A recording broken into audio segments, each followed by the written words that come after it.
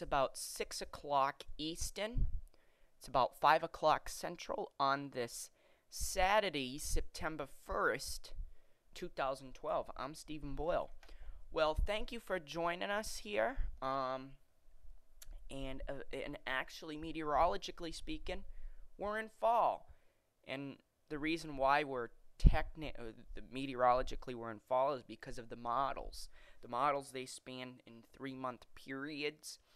And yeah, September is the first month for the fall season, and then it goes December through February, and then March through May is the spring, and then June through August is the summer.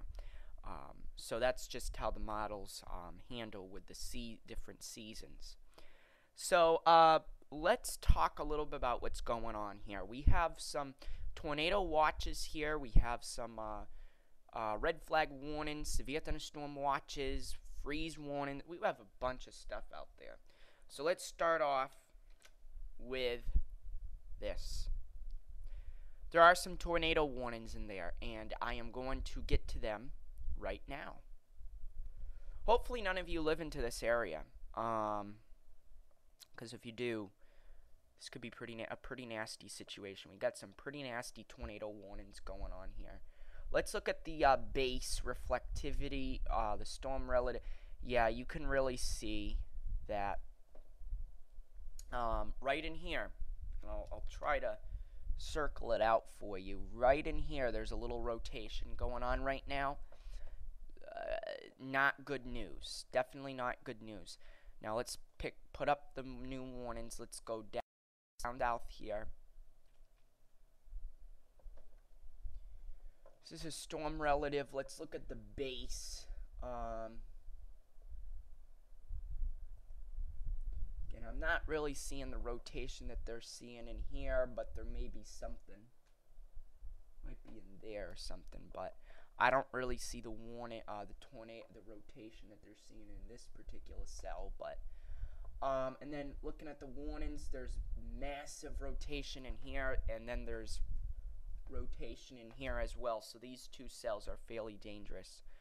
And eventually maybe even this cell.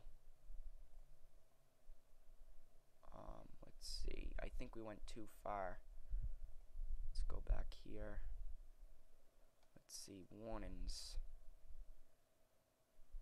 Yeah, overall all these cells are just producing heavy winds.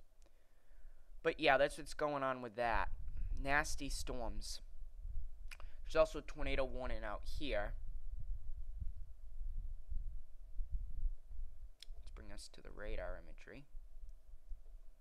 Wicked nasty storm. This is a supercell. You can see how massive this storm looks. Let's take a check on the base. You can see a little rotation in there. Let's look at the storm relative, and I can really see nice rotation in there as well. So this whole entire situation is there's a lot of tornado warnings out there today. A lot of tornado warnings. One into Idaho and some into Missouri and Arkansas right now. Also, we have some tornado warnings going on into portions of Tennessee and Kentucky. So let's look at that right now. Let's look, it's for this particular cell. Let's look at the base. You can see a little bit of rotation. Looking at the storm relative. Oh, there you go.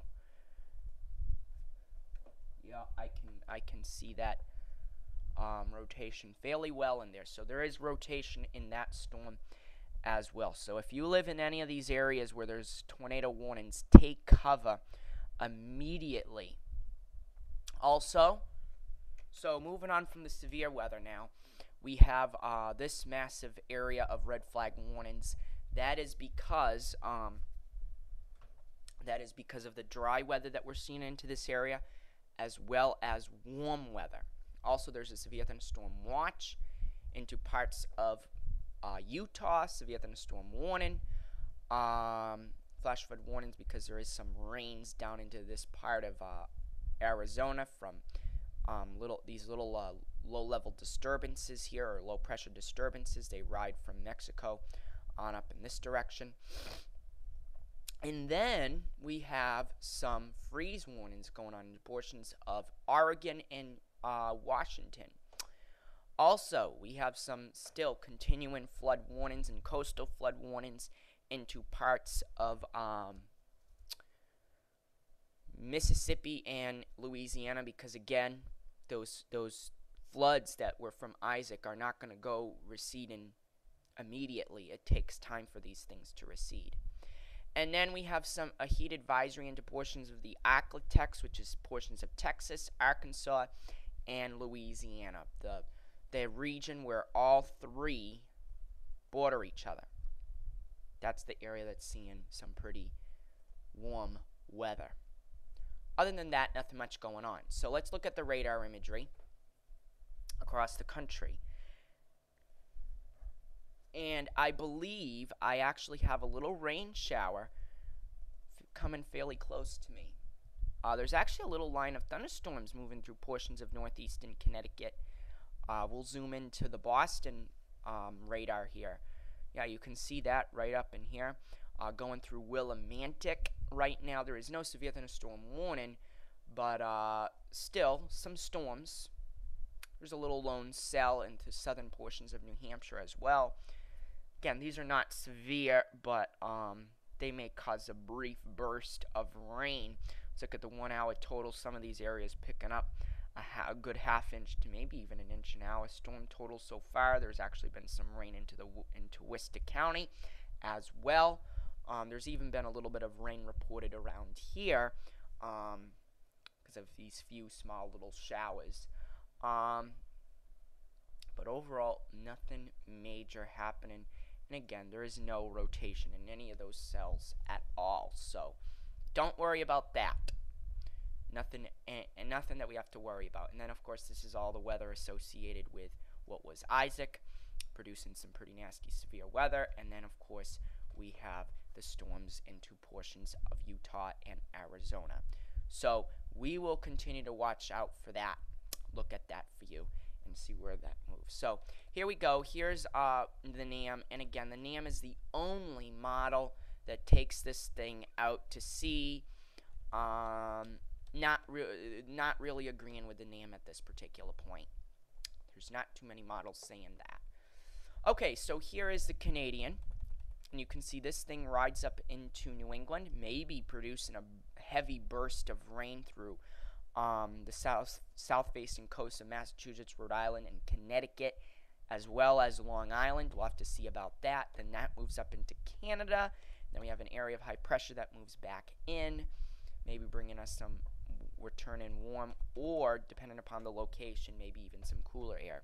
Here's a low-pressure system, brings rain to the northeast. Let's see here. We do have an area of high pressure that moves in here, but with the location of where it is, because it's not down in here, it would not bring in warm air from the Gulf Coast. It would actually bring cool air from Canada. In the meantime, we have a low pressure system moving on into the northeast at the same time. We may get a brief warm day as that storm exits out, maybe temperatures into the 80s. But I don't think we would be pushing 90 degrees at all. Maybe the 90s through southeastern portions of the country, but other than that, no 90s. And then, of course, we have this little system. And again, this area of high pressure actually moves northward, so that actually brings in the cooler air into New England. So that's good. Then we have this system. This is a nasty system. Nasty, nasty, nasty. This could be bringing in with it a very intense trough. Okay, wicked intense trough. Something like this, and then a ridge back out into the west. And with it, heavy rain, and who knows what will happen. This is far out. This is like over 300 hours away, so we have to just wait and see if it verifies. But there's some pretty interesting information I want to share with you with that particular system. Alright, so here is the rainfall. And again, looks like New England, portions of New England, according to the GFS, portions of Maine, New Hampshire, Vermont, Massachusetts, Connecticut, and portions of Long Island, picking up some pretty good rains. Also the tri-state area. Also, some jackpot rains out into portions of Kentucky may also form as well. We'll have to see what happens. Then this is a 6 through 10 day rainfall, nothing too major. And then, of course, this is the final part of the forecast, days 11 through 15. The amount of snow, or not snow, I'm sorry, rainfall that they're predicting. Yeah, too bad it wasn't snow, huh? But yeah, this is a lot of rain. Okay, now, there is something I want to show you guys, and it actually does have to do with snowfall. I'm going to start off with hour 360. Now, this is far out, and this is, this is still about a week away, week and a half away, almost 2 weeks away. But this is interesting stuff here. Okay, now this doesn't look impressive at all. This is only like an inch or 2 inches of snow, but granted, it's snow. Now look at hour 372. They bring in about 4 inches of snow into central portions of Canada, but that's still southern portions of Canada, and they bring in the inches, about an inch of snow fairly close to Minnesota. Okay, now then we move on to hour 384, and then they have the snow staying in Canada. Now, yes, I understand this is way far out. I am not going to say I'm not showing this because of this. I'm not actually showing it because there could be some snowfall into Minnesota. That's not why I'm showing this. There's another reason why I'm showing this.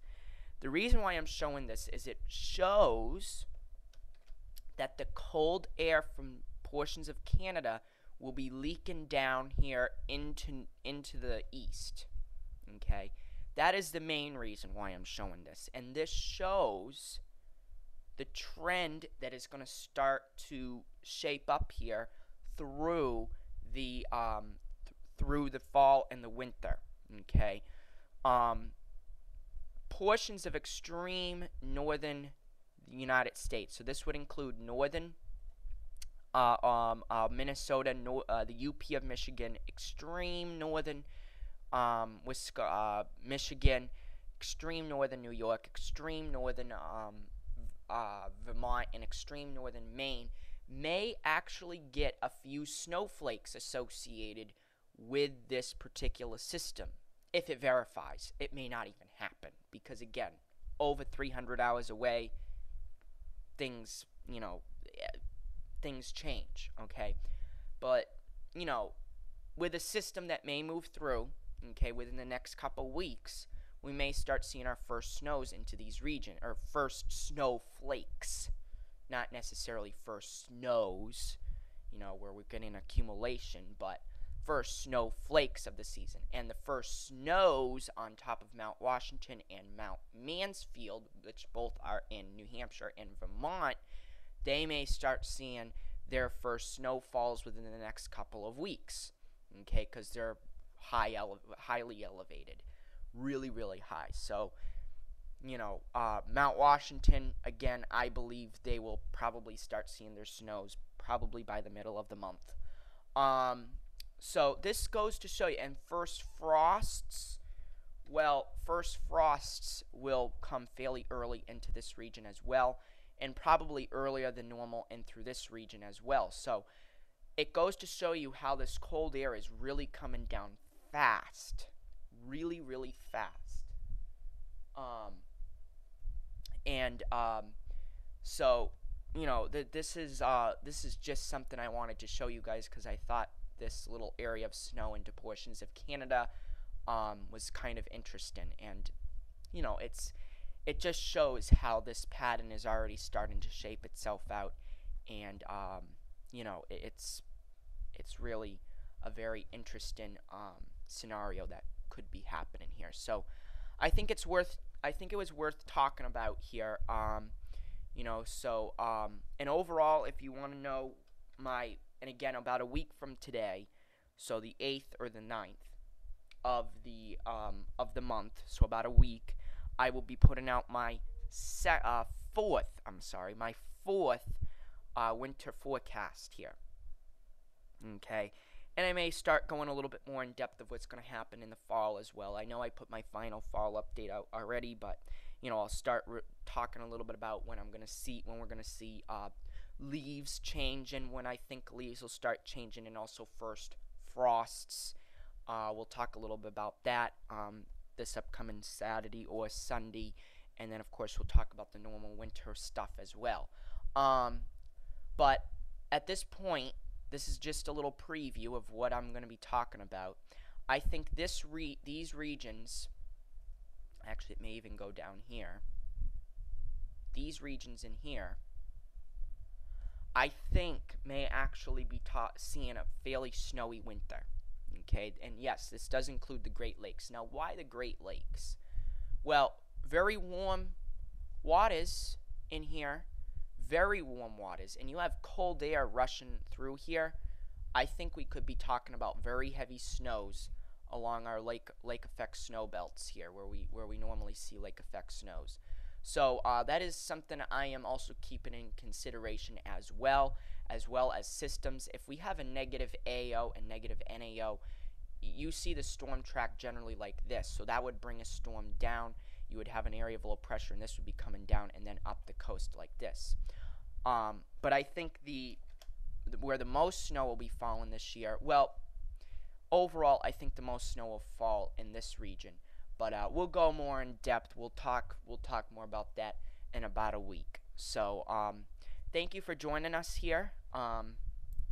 Thank you for watching my video, and of course I will be back later on today with a live video chat, and then also later I'll be back tomorrow with another update on the weather across the country. Take care, everyone.